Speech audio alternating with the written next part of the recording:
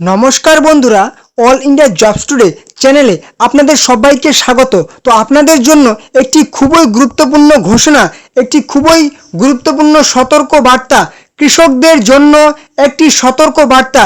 আপনাদের বাড়িতে নোটিশ আসছে এবং বলা হচ্ছে 7 দিনের মধ্যে আপনাদেরকে টাকা ফেরত দিতে হবে। হ্যাঁ, একদমই ঠিক, এরকমই কিন্তু নোটিশ লক্ষ লক্ষ কৃষকের বাড়িতে পৌঁছে যাচ্ছে যে আপনাদের পিএম কিষানের টাকা ফেরত দিতে হবে। কেন ফেরত দিতে হবে, কাদের ফেরত দিতে হবে, অবশ্যই জেনে নেব আজকের ভিডিওতে সম্পূর্ণ ডিটেলসে। এরকমই একটা নোটিশ এসেছে একটা কৃষকের, আমরা কিন্তু সেই নোটিশটা ওপেন করে নিয়েছি। সেই নোটিশটা সম্পূর্ণ দেখলেই আমরা বুঝতে পারবো যে কাদের কাদের এই নোটিশ আসতে পারে এবং বলা হতে পারে যে আপনাদেরকে টাকা ফেরত দিতে হবে, না হলে কিন্তু আইনি কঠোর ব্যবস্থা নেওয়া হতে পারে, এমনকি আপনার জেল পর্যন্ত হতে পারে। তো চলুন আমরা কিন্তু একটা নোটিশ দেখে নেব, যেখানে কিন্তু 17/6/2026 নোটিশটি পাবলিশ করা হয়েছে এবং government of West Bengal of the কি বলেছে office of the assistant director agriculture কি বলেছে রতুয়া 1 ব্লক রতুয়া মালদা। ঠিক আছে, পশ্চিমবঙ্গ সরকারের তরফ থেকে এটা কিন্তু মালদার রতুয়া ব্লকের এক কৃষকের নোটিশ এসছে, যেখানে বলা হয়েছে এখানে 2 দিয়ে কিন্তু কৃষকের নাম ছিল। আমি কিন্তু পার্সোনাল জন্য সেটা ব্লার করে দিয়েছি, ঝাপসা করে দিয়েছি। এবারে চলে আসছি, ভিলেজ দেওয়া হয়েছে Bhado, post office Bhado, block Ratua, district Malda, যেখানে সাবজেক্টে বলা হয়েছে refund of fund under PM Kisan regarding, অর্থাৎ আপনাকে কিন্তু টাকা ফেরত দিতে হবে পিএম কিষান যোজনার।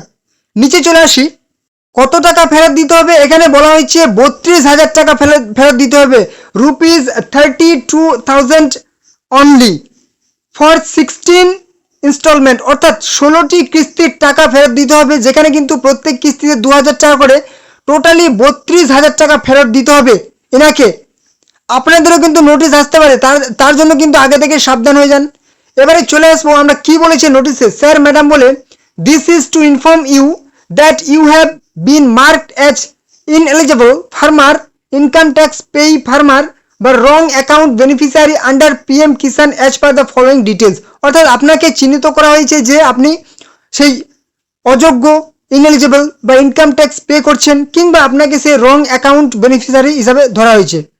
ডেট অফ ইনএলিজিবিলিটি, অর্থাৎ কবে আপনাকে সে অযোগ্য হিসেবে ধরা হয়েছে, 17/6/2026, মানে গত মাসের 17 তারিখে। রিজন অফ ইনএলিজিবিলিটি, কারণ কি বলা হয়েছে, head of the family already receives the benefit of the scheme, অর্থাৎ ওনার পরিবারের হেডও কিন্তু অলরেডি পিএম কিষান যোজনার টাকা পেতেন, অর্থাৎ পিএম কিষানে কিন্তু বাড়ির শুধুমাত্র একজনই টাকা পাবেন, এটা কিন্তু নিয়ম ছিল।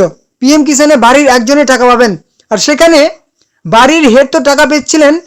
এবারে যার নামে এসেছে এই নোটিশটি, উনিও কিন্তু আবেদন করে দিয়েছেন এবং উনিও 16টা কিস্তি পেয়ে গেছেন, তারপরে কিন্তু নোটিশটা এসেছে। তো এই যেহেতু সরকারি নোটিশ দিয়ে দিয়েছে, আপনাকে আর কিচ্ছু করার নেই, আপনাকে কিন্তু টাকা ফেরত দিতেই হবে। অতএব এখনো পর্যন্ত যারা নতুন করে আবেদন করতে চাইছেন, আপনারা কিন্তু সচেতন হয়ে যাবেন। কোনো রকম ভুল তথ্য দিয়ে যদি ফিল আপ করেন, তাহলে কিন্তু আপনাদের বাড়িতেও এরকম নোটিশ আসতে বাধ্য হবে। যদি এখানে বলা হয়েছে যে অলরেডি মানে আপনার পরিবারে যদি 2 জনে আবেদন করে থাকেন, আপনারা কিন্তু নিজে থেকেই সেটা বাতিল করতে পারেন। ঠিক আছে, কিংবা আপনাদের হয়তো ইনকাম ট্যাক্স পে করেন, সেটা কিন্তু আপনারা আগে থেকেই সাবধানে যাবেন। কিংবা গভর্নমেন্ট যদি আপনি সরকারি চাকরি করেন, সেটাও কিন্তু আপনার কোনো মানে আপনি পিএম কিষানের টাকা পাবেন না, এরকম কিন্তু শর্ত আছে। শর্তটা আমি বলে দেবো।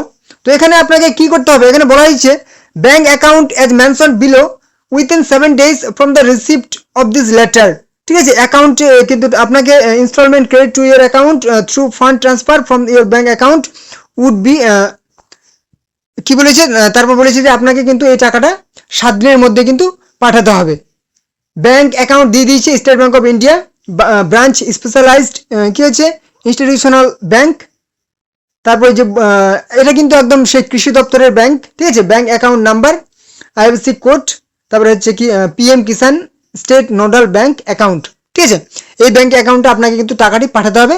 তারপর এখানে বলা হয়েছে যে after the set of deposit you are requested to submit immediately the following bank transaction details, অর্থাৎ আপনি যে টাকাটা পাঠালেন আপনাকে কিন্তু একটা রিসিপ্ট কপি পেয়ে যাবেন, ঠিক আছে, আপনার সেই ট্রানজ্যাকশন রিসিপ্ট কপি পেয়ে যাবেন। সেই রিসিপ্ট কপিটা এবং সাথে আপনাকে কিন্তু কিছু ডকুমেন্টস লাগবে, সেই ডকুমেন্টসগুলি আপনাকে কিন্তু এডি অফিসে অর্থাৎ অ্যাসিস্ট্যান্ট ডিরেক্টর অফ এগ্রিকালচার অফিসে কিন্তু জমা করতে হবে।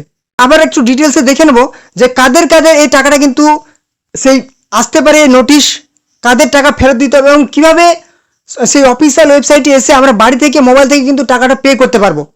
তার জন্য আমাদের কিন্তু একদম অফিসিয়াল পোর্টালে চলে আসতে হবে pmkisan.gov.in। এখানে আসার পর কিংবা মোবাইল লিখে সার্চ করবেন আপনারা, কিংবা ভিডিও ডিসক্রিপশন বক্সে আমি কিন্তু লিঙ্ক দিয়ে দিচ্ছি, সেই লিঙ্কে ক্লিক করে এই পেজে আপনারা চলে আসবেন।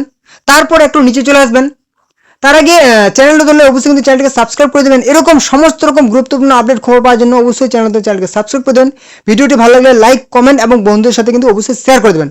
তো চলুন এখানে যদি আমরা নিচে চলে আসি, এখানে কিন্তু আমাদের একটা অপশান আছে, কি এখানে বলা হয়েছে অনলাইন রিফান্ড বলে, হ্যাঁ, এখানে আপনি ক্লিক করবেন। এই ক্লিক করলেই কিন্তু এখান থেকে আপনি আপনার টাকা কিন্তু রিফান্ড করে দিতে পারবেন।